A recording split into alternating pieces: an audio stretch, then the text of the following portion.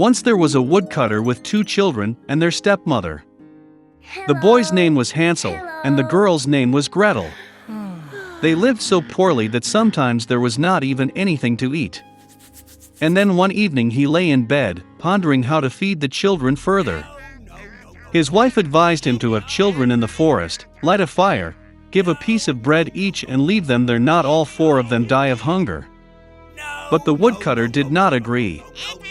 And until then, his wife persuaded him that he finally agreed. And the children, because of hunger, also could not sleep and heard everything that their stepmother said to their father. And when the parents fell asleep, Hansel secretly rushed out of the house. The moon was shining brightly, and the white stones glittered like coins. Hansel pocketed as many of them as he could fit. Then he returned home and the children went to bed. In the morning, the stepmother came to the children, gave each of them a piece of bread, and they all went to the forest together.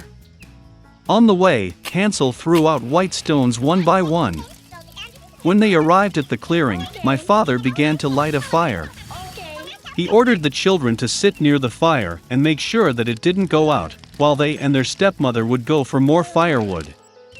They sat, tired, and fell fast asleep.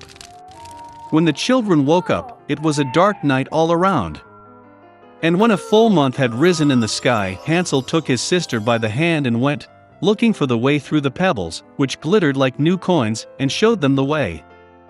They walked all night long, and at dawn they came to their father's house. Some time passed. And the children again heard how the stepmother one night began to beg their father to get rid of the children. He refused, but his wife did not want to listen to him. She cursed and expressed all sorts of reproaches to him.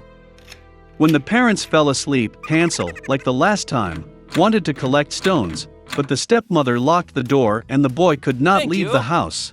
Thank you. Early in the morning, the children were given a piece of bread each, even less than the previous time. On the way to the forest, Hansel shredded his piece in his pocket and threw the crumbs on the ground. The stepmother took them even further into the forest. Again a big fire was lit, and the father ordered the children to watch the fire while they and their stepmother chopped some more wood. When lunchtime came, Gretel shared her piece of bread with Hansel. And they fell asleep. We woke up when the dark night fell. And then a month came up, and they got together on their way, but they could not find a single crumbs, because thousands of birds fluttering in the forest had long been eating those crumbs. So the children walked for a very long time, but they could not get out of the forest. Suddenly, the road led them to the hut. Coming closer, the children saw that the house was all built of bread and biscuits, and the windows were made of pure sugar. Hansel reached up and broke off a piece of the roof, while Gretel went to the window and began gnawing at its windows.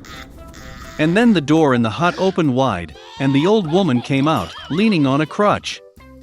Hansel and Gretel were so scared that they even dropped their tidbits from their hands. And the old woman was kind and invited them to her hut. There was already abundant food on the table: milk, cookies, apples, and nuts. After dinner, the old woman made 2 clean beds for the children, and Hansel and her sister thought they were in heaven. But the old woman only pretended to be affectionate, but in fact she was an evil witch, who built her bread hut for this purpose in order to lure children. Early in the morning, while the children were sleeping, she took Hansel and put him in a small cage. And she ordered her sister to do everything that the wicked witch demanded of her. The old woman decided to fatten the boy in order to eat him later. So Gretel began to cook the most delicious food for Hansel, and she herself got nothing but leftovers. Some time passed, and the boy did not get fat. Then the old woman did not want to wait any longer, and decided to cook and eat Hansel. She ordered Gretel to light the stove and apply water. When the stove warmed up, the old woman ordered her to climb into the stove and see if it was hot enough. So she wanted to push the girl into the fire and bake her. But Gretel knew what was on her mind. She said that she did not know how to get in there, and asked the witch to show herself. The old woman got angry and climbed into the oven. Then Gretel pushed her and slammed the shutter behind the witch. Wow, how terribly the old woman howled then. Gretel, meanwhile, rushed to Hansel and opened the cage. Having freed their brother, they went to the witch's room, in which there were boxes of pearls and precious stones in all corners, filled their pockets with them, and went home. For several days the children were looking for their way back. The forest seemed more and more familiar, and at last they saw their father's house in the distance. How glad he was to see his children alive. Hansel and Gretel poured on the floor all the pearls and gems they had taken from the witch. There was no need to think about food. And they began to live, live, and rejoice.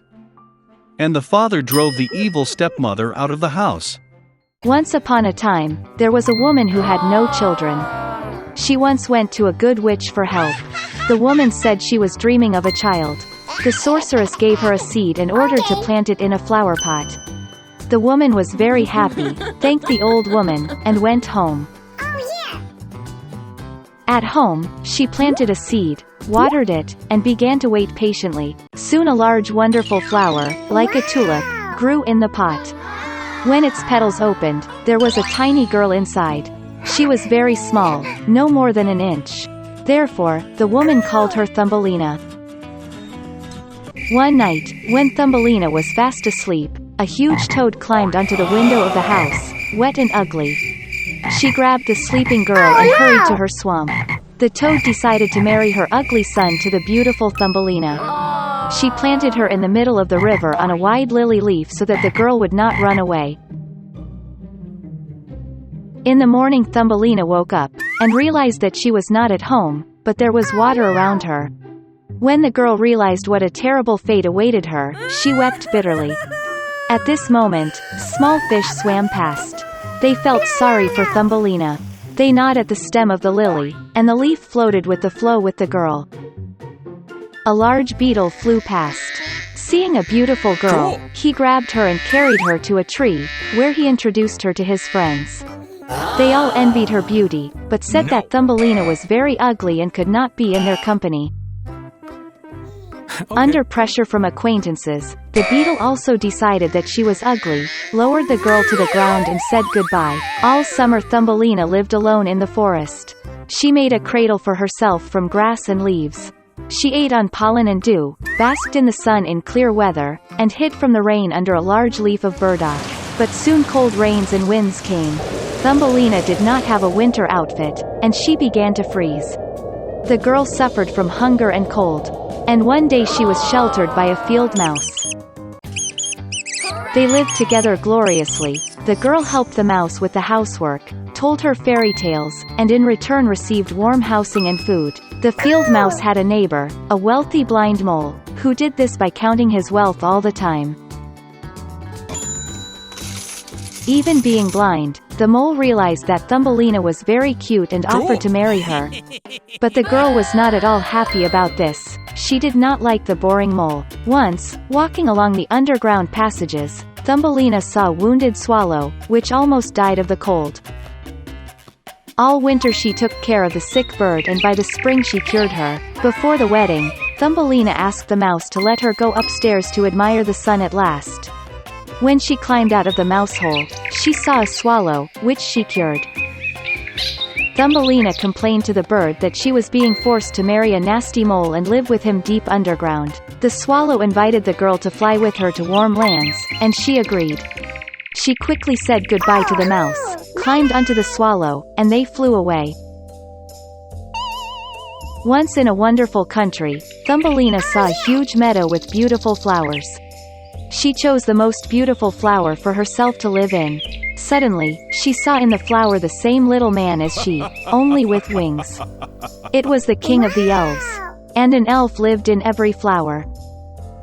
The beautiful elf has never seen a girl as small as himself, and even so beautiful. He immediately fell in love with Thumbelina, and invited her to become his wife, the queen of the elves and the queen of flowers. After all her adventures, the girl was happy to hear such an offer from the charming prince. She happily agreed. The elf took Thumbelina by the hand, and at the same moment two wings appeared behind her. Now she has become the queen of the elves. And since then they have lived happily ever after.